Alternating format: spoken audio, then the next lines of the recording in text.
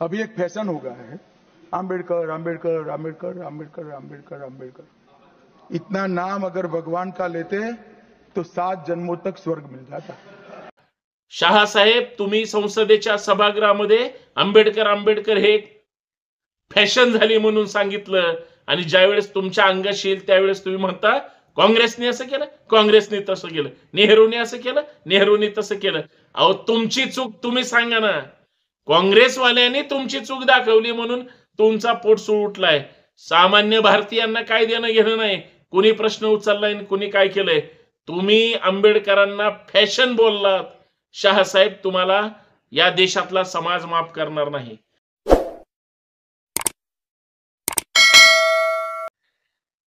भाजपची घाणेरडी नीतीच आहे। यांना आंबेडकर नकोय, यांना हिंदू हिंदू मध्ये वाद लावायचे, यांना जाती जातीमध्ये वाद लावायचे। आज अमित शहा साहेबांना आंबेडकर आंबेडकर आंबेडकर सगळ्या जाती धर्माचे लोक म्हणतायत म्हणून यांना सहन होत नाही। यांची आयडियोलॉजी फुले शाहू आंबेडकरांच्या विचारांच्या विरोधातच आहे। उभा महाराष्ट्र आणि उभा देश जाणतोय हे आज परत एकदा संसदेमध्ये स्पष्ट झालं। अहो, यांना फक्त हिंदू मुस्लिम करायचंय। हिंदू कसे वाईट आहेत किंवा हिंदू कसे चांगले आहेत या गोंधळामध्ये ह्यांना ह्यांचं राजकारण साध्य करायचंय। हे हिंदूचं संरक्षणाच्या गप्पा मारतात, परंतु दुसऱ्या बाजूला एक हिंदू दुसऱ्या हिंदूला राजकारणातून संपवायचंय, समाजकारणातून संपवायचंय, उद्योग व्यवसायातून संपवायचंय। हीच यांची नीती आहे। अहो, आजपर्यंत हिंदू विरुद्ध मुस्लिम, मुस्लिम विरुद्ध हिंदू या करण्यातच ह्यांचं अख्खं आयुष्य गेलंय। पण बाबासाहेब आंबेडकर असतील किंवा कुठलेही महापुरुष असतील, त्यांनी समता समानता आणि बंधुताच शिकवली। उलट डॉक्टर बाबासाहेब आंबेडकरांनी सांगितलं, शिका, सगळे शिक्षित व्हा आणि ह्या व्यवस्थेच्या विरोधात संघटित होऊन संघर्ष करा। आज सगळे वैचारिक दृष्ट्या संघर्ष करायला लागले, ह्यांना पोटसूळ उठला। ह्यांची संघीय आयडियोलॉजीच आहे, ही अमित शहा साहेबांची चूक नाही। ज्या देशाला भारतीय संविधान मिळालंय, जगातलं सर्वोच्च संविधान आहे, ज्या डॉक्टर बाबासाहेब आंबेडकरांनी संविधान दिलं, हे ह्यांना मान्य नसावं असं एकंदरीत वाटतं, कारण हे सगळे मनुस्मृतीचे समर्थक आहेत। हे आज सांगितलं जात नाही, पूर्वीपासून सांगितलं जातं।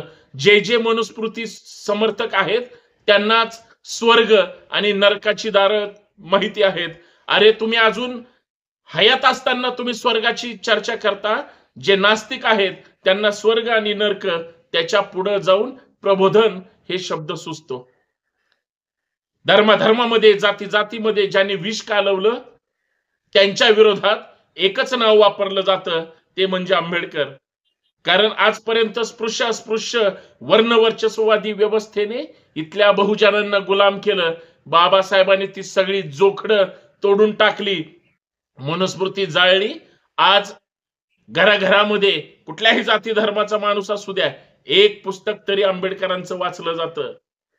आज घराघरापर्यंत संविधान पोहोचलं, आज घराघरापर्यंत समतेचा, समानतेचा आणि बंधुतेचा विचार पोहोचला। ह्यांचा पोटसूळ उठला।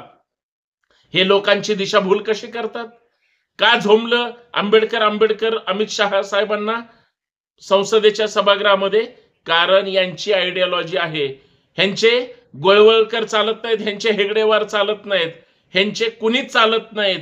ह्यांना आधार घ्यावा लागतो छत्रपती शिवाजी महाराजांचा, ह्यांना आधार घ्यावा लागतो डॉक्टर बाबासाहेब आंबेडकरांचा। ह्यांची समरसता बहुजनांची डोकी भडकवण्यासाठी आहे। ह्यांची समरसता धर्मामध्ये कशा पद्धतीने वाद लावून आपलं राजकारण साध्य करता येईल यासाठी आहे। ह्यांचेच संघाच्या मुशीत जन्माला आलेले किंवा नेतृत्व करणारे म्हणतात, आमचा आणि मुस्लिमांचा डीएनए एक आहे, मग हिंदू मुस्लिम का केलं जातं? अहो, गोरगरीब मुसलमानांना का छळलं जातं? महाराष्ट्रातल्या आणि देशातल्या दलितांना का टार्गेट केलं जातं? मराठा विरुद्ध ओबीसी, मराठा विरुद्ध दलित, दलित विरुद्ध इतर वाद लावणारे कोण आहेत? आम्ही आजपर्यंत भांडत बसलो, लढत बसलो, परंतु आमच्याच महापुरुषांवर, आमच्याच प्रतीकांवर का हल्ले करू शकतात? यांची हिम्मत का वाढते? यांची हिम्मत, तुम्ही आम्ही गाफील आहोत, तुम्ही आम्ही संघटित नाही, तुम्ही आम्ही ह्यांच्या भूलतापांना बळी पडतो। ह्यांचं राजकारण ह्यांच्या हितासाठी आहे। 3.5% प्रलोभ घेऊन हे त्यांचं उद्दिष्ट साधू शकत नाहीत. 3.5% इतर बहुजनांवर 97% मानगुटीवर बसून ह्यांना सत्ता स्वतःच्या ताब्यात पाहिजे, हा यांचा विचार आहे. मला अमित शहा साहेबांना जे 2-3 प्रश्न विचारायचे आहेत, अमित शहा साहेब उत्तर द्यावं लागेल. आज जे या देशामध्ये चालतं ते कशाच्या आधारावर चालतं? या देशामध्ये प्रत्येकाला एका सूत्रतेमध्ये बांधण्याचं काम भारतीय राज्यघटना करते. भारतीय राज्यघटनेवर तुम्ही चर्चा सभागृहामध्ये करता, तुमच्या ओठावर जरी संविधान आणि आंबेडकर असतील, तुमच्या पोटामध्ये ते नाहीत, हे तुमच्या सभागृहातल्या भाषणामुळं त्या ठिकाणी लक्षात आलं. लक्षात ठेवा शहासाहेब किंवा तुमचे सगळे समर्थक. तुम्ही म्हणता आंबेडकर आंबेडकर आंबेडकर ही फॅशन झाली. ती फॅशन नाही, ती पॅशन आहे, आत्मविश्वास आहे, आत्मबल आहे. आंबेडकर हा श्वास आहे.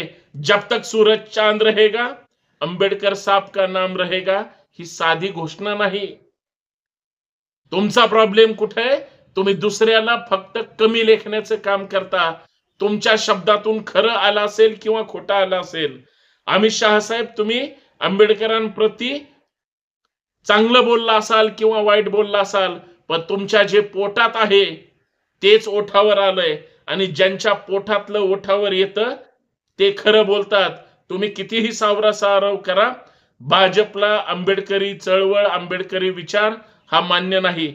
मी म्हणतो त्यांना काय मान्य आहे काय मान्य नाही मला त्याच्याशी घेणं देणं नाही. पण डॉक्टर बाबासाहेब आंबेडकर इथल्या जन्माला आलेल्या प्रत्येक व्यक्तीपासून मृत्यू येणाऱ्या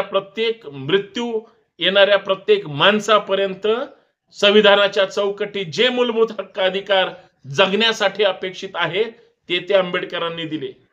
तुम्ही आम्ही कुठल्या जातीचे कुठल्या धर्माचे याला काहीच महत्व नाही. अमित शहा साहेब, महत्व एकाच गोष्टीला आहे, तुम्ही आम्ही भारतीय आहोत. ती ओळ डॉक्टर आंबेडकरांनी लिहिली. तुम्हाला नाही समजणार. तुम्हाला फक्त द्वेष, मत्सर आणि फक्त इतरांवर टीका. शहासाहेब, तुम्ही संसदेच्या सभागृहामध्ये आंबेडकर आंबेडकर हे फॅशन झाली म्हणून सांगितलं, आणि ज्यावेळेस तुमच्या अंगाशी येईल त्यावेळेस तुम्ही म्हणता काँग्रेसने असं केलं, काँग्रेसने तसं केलं, नेहरूने असं केलं, नेहरूने तसं केलं. अहो, तुमची चूक तुम्ही सांगा ना. काँग्रेसवाल्यांनी तुमची चूक दाखवली म्हणून तुमचा पोटसूळ उठलाय. सामान्य भारतीयांना काय देणं घेणं नाही. कुणी प्रश्न उचललाय कुणी काय केलंय. तुम्ही आंबेडकरांना फॅशन बोललात. शहासाहेब, तुम्हाला या देशातला समाज माफ करणार नाही. तुम्ही ग्रेट असाल, ग्रेट असू द्या. अमित शहा साहेब, माझा दुसरा प्रश्न महत्वाचा आहे. या देशाचे गृहमंत्री म्हणून किंवा या देशाची सूत्र तुमच्या ताब्यात आहेत, कुणामुळं? अमित शहा साहेब, तुम्ही ज्यावेळेस शपथ घेतली गृहमंत्री पदाची किंवा कॅबिनेट केंद्रीय मंत्री पदाची, भारतीय संविधानाला समोर ठेवून घेतली. मग आंबेडकर फॅशन आहेत का पॅशन आहेत? उत्तर द्यावं लागेल. अमित शहा साहेब, तिसरा माझा प्रश्न आहे. या देशातला चांगला माणूस असू द्या, त्यांना सुद्धा घटनात्मक नियम आहेत. गुन्हेगार असू द्या, त्याला सुद्धा नियम आहेत. अमित शहा साहेब, माझा एक मित्र आहे, तो राजकारण समाजकारण चांगलं वाईट करतो, काय करतो माहित नाही, परंतु त्याच्यावर गुन्हे दाखल झाले, त्याला तडीपार केलं गेलं. शहासाहेब, त्याला परवा जामीन मिळाला, तो भेटायला आला. बरेच दिवस झालं भेटलेला नव्हता. सहज चर्चा केली. काय रे, कुठं होता?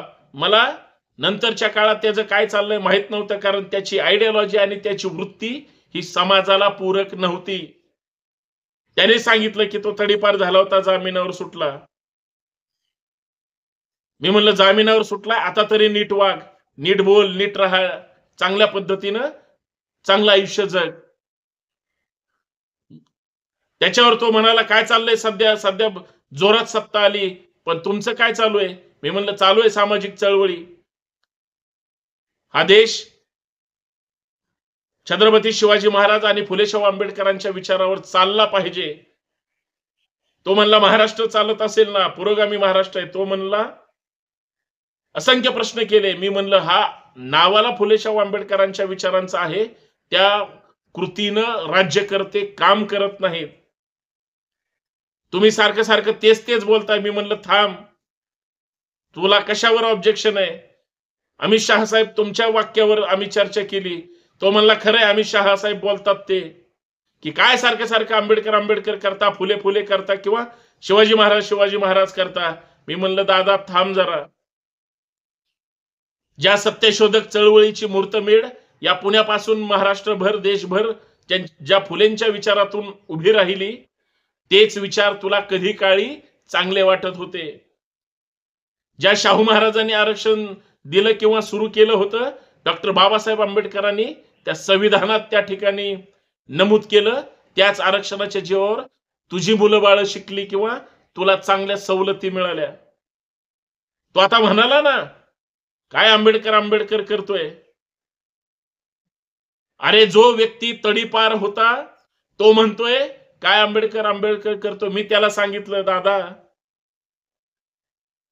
तुला जो जामीन मिळालाय तो त्या भारतीय राज्यघटनेच्या कलमानुसार ज्या गुन्ह्यामध्ये तू आरोपी आहे, तुला त्या संविधानानं तुला हक्क अधिकार दिलेले आहेत. तू जरी गुन्हेगार वृत्तीचा असेल, तू जरी वाईट असेल किंवा तू एक माणूस म्हणून तुला जामीन मिळण्याचा हक्क अधिकार आहे.